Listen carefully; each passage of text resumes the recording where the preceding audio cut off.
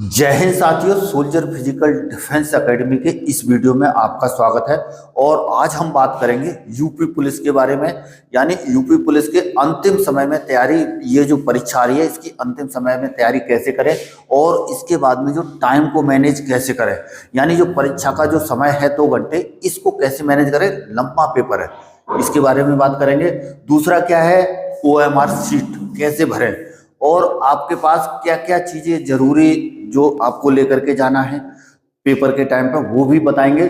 और जो सबसे ज्यादा कमेंट और इस तरह की जो जो चीजें आ रही थी उसके बारे में, जैसे तुक्का कैसे मारें, सबसे ज्यादा ये बड़ा पॉइंट बच्चों का बन रहा है। खासतौर पर जो कम बच्चे पढ़ते हैं तो इस तरह के सवाल जो है हमसे करते हैं, तो इस वजह से मैं जो है ये वीडियो लेकर के आया हूँ। उसके बाद में एडमिट कार्ड के बारे में भी बताएंगे। चलिए, और अभी सबसे पहले हम जो है शुरू करते हैं, यानी अंतिम समय में परीक्षा की तैयारी कैसे करें। ये हमारे टीचर हैं और आपको बताएंगे। थोड़ा समझने की कोशिश करना और इसका आपको फायदा उठाना है। चलिए ठीक है। नमस्कार साथियों, अब 17 और 18 तारीख का आपका एग्जाम है। 6 तारीख हो चुकी है। अब अंतिम समय है परीक्षा का, काउंटडाउन शुरू हो गया है पेपर का। तो अंतिम समय में नया पढ़ने की कोशिश ना करें। जैसे कुछ बच्चों में होती है कि नया पढ़ें, क्या क्या पढ़ें क्या ना पढ़ें, ऐसी उलझनों में ना पढ़ें। और जो पढ़ चुके हैं उसे ही वहां तक ही सीमित रहें और उससे रिवाइज करने की कोशिश करें। और दूसरी चीज है एक प्रैक्टिस सेट, जो जिससे तुम्हें टाइम मैनेजमेंट और क्वेश्चन कहाँ से कैसे आ रहा है, और रिपीटेशन मतलब हर एक चैप्टर का, जैसे मैथमेटिक्स के 20 क्वेश्चन आ रहे हैं, 18 या 20, तो उससे आपका सारा रिवीजन हो जाएगा हर एक क्वेश्चन एक चैप्टर से। तो प्रैक्टिस सेट एक डेली लगाएं और जितने समय में लगाएं उतना ही समय उसका एनालिसिस में लगाएं। प्रैक्टिस सेट लगा के रख देने से कुछ नहीं होता है कि इतने नंबर आ गए हमारे। प्रैक्टिस सेट लगाने के बाद उसका एनालिसिस बहुत जरूरी है। तो नया पढ़ने की कोशिश ना करें, उलझनों में ना पकड़ें और किसी दूसरे की तरफ ना देखें कि वो क्या पढ़ रहा है क्या नहीं पढ़ रहा है। स्वयं में जो पढ़ लिया है उतना काफी है, ये मान के चलें। और एक प्रैक्टिस सेट पर ज्यादा नजर रखें अपनी। चलिए, ये सब चीज को निकाल करके जो निचोड़ निकल करके आता है, इसमें यह है कि जो अब तक आपने पढ़ा हुआ है उस चीज को आपको जो है और मतलब रिवाइज करना है, लगातार रिवाइज करना है। और ज्यादा से ज्यादा जो है आपको क्या है, प्रैक्टिस सेट लगाने। सबसे ज्यादा महत्व है प्रैक्टिस सेटों का। और मेरा भी इस चीज का अनुभव अंतिम समय में बहुत ही ज्यादा है। और दूसरा क्या है, जैसे इन्होंने भी आज तक पहले से जब से आज तक पढ़ा रहे, इनका भी अनुभव है और मेरा भी, जितने मैंने पेपर दिए हुए, तो इस चीज के ऊपर जो है आपको विशेष फोकस करना है। दूसरा क्या है, यानी अब OMR शीट कैसे भरें उसके बारे में बताएंगे। चलिए, OMR शीट सिंपल है, ज्यादा कोई वो नहीं है। 4 ABCD 4 तरह के वो रहते हैं, तो मैं अभी उसमें भी डालता हूँ, आप भी बता दो थोड़ा सा। देखो, OMR को अच्छी तरीका से फिल करें। पहले उसमें अपना जो दी जाती है वो तुम्हें समय से पहले दे दी जाएगी। 10 मिनट या 15 मिनट पहले OMR शीट दे दी जाती है भरने के लिए। तो उसमें अपना रोल नंबर और एप्लीकेशन जो फॉर्म फिल करते हैं उसमें आता है वो, और जिस सही से गोले भरने हैं। और गोले भरने का तरीका है, जैसे गोला ऐसे होगा आपका, तो इसे अंदर से भरने की कोशिश ना करें बाहर को ऐसे करके, उसे बाहर से अंदर की ओर भरें, ऐसे अंदर की ओर लाएं। और एक पेन आती है जिसकी मोटी होती है, ब्लैक या ब्लू पेन का इस्तेमाल होता है, बॉल पेन का, तो उसमें आप ब्लैक ही का इस्तेमाल करें। और मोटी एक निब आती है उसकी, उसका इस्तेमाल करें, वो ज्यादा बेटर होती है गोले भरने के लिए OMR शीट में। और आराम से गोले भरें और इतना हार्ड ना दबाएं कि उसमें अंदर छेद हो जाए। उसका वो रखें, ध्यान रखें, क्योंकि छेद होने पर जो आपकी OMR मार्क सीट को रीड करती है जो मशीन, उस लेजर लाइट ऊपर से पड़ती है, उस पर लेजर लाइट अगर जो निकल जाएगी कॉपी के बाहर नीचे से, तो आपकी कॉपी चेक नहीं होगी। अच्छा, इसमें जो इन्होंने बताया उस हिसाब से एक चीज और मैं इसमें बता रहा हूँ। जैसे आपको ब्लैक पेन का इस्तेमाल करना है, खास तौर पर ब्लैक पेन आपका होना चाहिए। और जो जिस पर जैसे मान लीजिए ABCD जैसे वो हैं, तो उसमें सिर्फ आपको क्या करना है कि जैसे A पे टिक हो गया, बाय द वे आपके दिमाग में आता है ये मेरे से गलत हो गया, फिर क्या करना, दोबारा उसमें छेड़खानी करने की आपको जरूरत नहीं है। अगर दूसरे में भी छेड़ देते तब भी उसका कोई महत्व नहीं है। तो इस वजह से उसको बिल्कुल फिर दोबारा उसको कुछ करें ही ना। अच्छा, अभी जो नेक्स्ट आता है, तुक्का कैसे मारे, सबसे बड़ा सवाल है ये।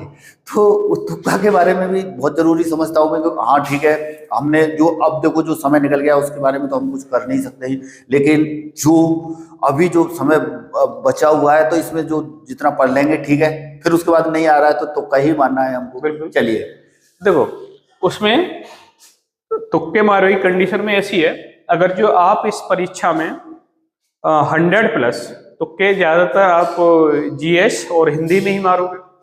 अगर जो तुम्हारा स्कोर ये किसी बच्चे का ठीक मतलब इन 3 सब्जेक्टों में जीएस को छोड़ के बाकी हिंदी है, मैथमेटिक्स है, रीजनिंग है, इनमें स्कोर अगर जो उसका बच्चे का किसी का जा रहा है आपका 100 से 105 से 110, तो वो हिसाब से तुक्का मारे। कैसे मारे?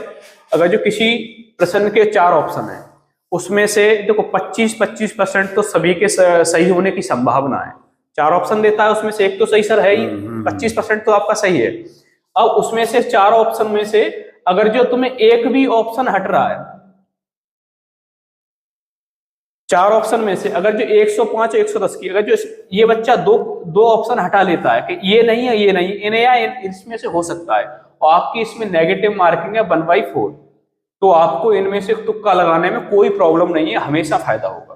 कैसा होगा? क्योंकि 50% हट चुका है और ये 25 इसमें से सही है, तो 25 ही तो बचा है, तो इस पर तुम्हें लगाना है, ठीक है। और 110 से 105 वाले का, और ज्यादा क्वेश्चन सही जा रहे हैं उसके, वो तुक्का अपना हिसाब से लगाए, ज्यादा ना लगाए क्योंकि माइनस में नहीं आना है उसे। और जिनका 100 माइनस रह रहा है, 100 माइनस रह रहा है, तो वो जो उनका एक ऑप्शन भी हटा रहे हैं कि ये नहीं हो सकता है, तो अपना तुक्का लगा सकते हैं। अच्छा, कुल मिलाकर के इसमें देखा जाए तो ये इस तरह से है, जब आपको करना आ रहा है पेपर, आ रहा है समझ में, जब आपको नॉलेज है, जब आप कर रहे हैं, तब तो तुक्का मैं तो कहूंगा ना मारे, और नहीं तो आप क्या है माइनस मार्किंग में जा सकते हैं। तो इस वजह से जब आपको, जिन बच्चों ने पढ़ नहीं रखा है उस टाइम तक सभी तरह के बच्चे रहते हैं, तो जब आपको आ नहीं रहा है वो बच्चे तुक्का मार सकते हैं। उसमें भी तरीका है, जैसे जो इन्होंने बताया उस तरीके के हिसाब से भी फॉलो कर सकते हैं।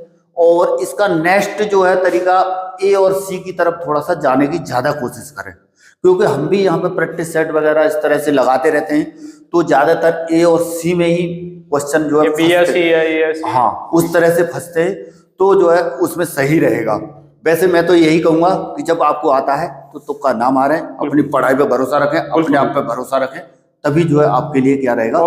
परीक्षा देते समय स्वयं को कमजोर ना समझे, ये समझे कि मुझे सब कुछ आता है, वरना डिमोटिवेट हो जाता है बच्चा कि मुझे पता नहीं क्या होगा क्या नहीं होगा। स्थिर रहे और किसी की तरफ फालतू या कोई ज्यादा पढ़ रहा है कम पढ़ रहा है कहीं डिस्ट्रैक्शन ना ले, और अपना जो पढ़ रहा है उतना ही पढ़ता रहे, नया पढ़ने की कोशिश नहीं करे, प्रैक्टिस सेट लगाए। और दूसरी बात है, परीक्षा में पेपर कैसे हल करे, शुरुआत कैसे करे, तो उसका जो पहले तो हम बता रहे हैं, जो उसका सब्जेक्ट बहुत बेटर है उसे सबसे पहले करे, और नहीं तो जिनमें समय कम लगता है, जैसे जीएस और हिंदी, इनमें आ रहा है तो आ रहा है, नहीं आ रहा है तो नहीं आ रहा है, तो इन्हें पढ़ना है और करना है, ठीक है। और कम से कम मैं तो कह रहा हूं, मैं अपने हिसाब से जो मेरा अनुभव है, मैं पहले जो समय जिन सब्जेक्टों में समय सब कम लगता है मैं उसे ही लेता हूं पहले, और पहले उन्हें कर लेता हूं, क्योंकि फ्रेश माइंड में होते हैं, क्वेश्चन पढ़ना है, समझना है, आंसर देना है, तो इन्हें कर लें और भर लें। उसके बाद में देखें बेटर कौन सा है,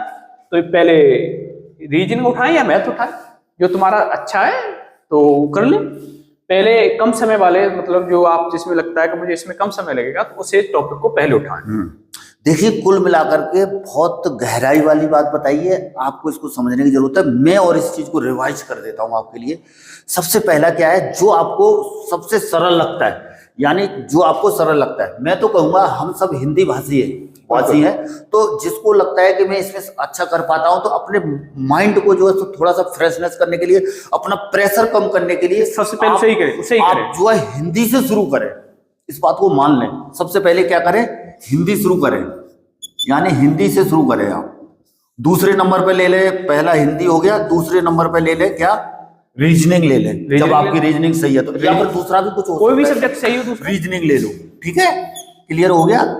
और तीसरे नंबर पे ले लो, यानी मैथमेटिक्स ले लो, रीजनिंग और मैथमेटिक्स रिलेटिव है। और जीके में ज्यादा पढ़ने की जरूरत नहीं, जो आपको पता होगा वो कर लोगे, सही है ना।